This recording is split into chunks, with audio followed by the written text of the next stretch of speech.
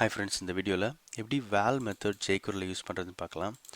Suppose ஒரு HTML element இருக்குது, அதனுடைய அந்த எலிமெண்ட்டுடைய வேல்யூவை நீங்கள் கெட் பண்ணணும், இல்லைனா அதுக்கு வந்து ஒரு புதுசாக வேல்யூவை நீங்கள் செட் பண்ணணும்னு நினச்சிங்கன்னா இந்த வேல் மெத்தடை யூஸ் பண்ணலாம். மோஸ்ட்லி வந்து HTML ஃபார்ம் எலிமெண்ட்ஸ்க்கு தான் இந்த வேல் மெத்தட் நம்ம யூஸ் பண்ணுவோம். ஓகேவா?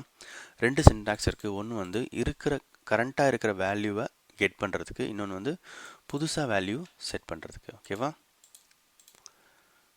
நான் ஒரு சின்ன HTML கோட் எழுதியிருக்கேன். இதை எக்ஸ்பிளைன் பண்ணுறேன். அதுக்கப்புறம் உங்களுக்கு ஒரு லைவ் டெமோ காட்டுறேன். இங்கே பார்த்தீங்கன்னா மொத்தம் ஒரு 3 இன்புட் எலிமெண்ட்ஸ் இருக்குது. Name, address, age. இந்த இன்புட் எலிமெண்ட்ஸ்க்கு எல்லாருக்கும் ஐடி இருக்குது. ஓகேவா? இந்த ஐடி யூஸ் பண்ணி நான் jQuery கோடில் ஆக்சஸ் பண்ணலாம். ஓகேவா? ஸோ இப்போ சினாரி என்னென்னு பார்த்தீங்கன்னா, இந்த 3 இன்புட் எலிமெண்ட்ஸும் நான் டைப் பண்ண மாட்டேன். எண்ட் யூஸராக நான் டைப் பண்ண போகிறதில்ல. jQuery கோட் யூஸ் பண்ணி ஆட்டோமேட்டிக்காக நான் வேல்யூவை செட் பண்ண போகிறேன். ஓகேவா? அதை எப்படி பண்ணலான்னு பார்த்தீங்கன்னா வேல் மெத்தட் யூஸ் பண்ணலாம். ஸோ ஐடி யூஸ் பண்ணி இந்த 3 எலிமெண்ட்டு நான் ஆக்சஸ் பண்ணுறேன். டாட் வேல் இந்த வேல்யூவை நான் செட் பண்ணுறேன். ஸோ யூசர் வந்து இதை என்டர் பண்ணணுன்ற அவசியம் கிடையாது. இப்போ நான் டெமோ காட்டுறேன், உங்களுக்கு நல்லா புரியும். இங்கே பார்த்தீங்கன்னா 3 இன்புட் எலிமெண்ட்ஸ் இருக்குது. ஓகேவா?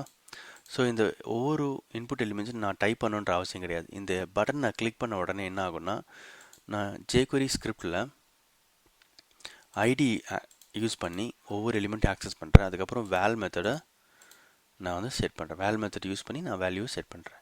இந்த பட்டனை கிளிக் பண்ண போகிறேன். பாருங்கள், வேல்யூஸ் எல்லாம் செட் ஆகிடுச்சு. இது எப்படி நடக்குதுன்னு பார்த்தீங்கன்னா இந்த வேல் மெத்தட். ஓகேவா?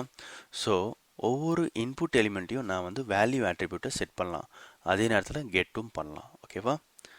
இப்படி தான் நம்ம வேல் மெத்தடை jQueryல யூஸ் பண்ணலாம். உங்களுக்கு இந்த வீடியோ பிடிச்சிருக்குன்னு நினைக்கிறேன். பிடிச்சிருந்தா லைக் பட்டன் கிளிக் பண்ணுங்கள். தேங்க்யூ.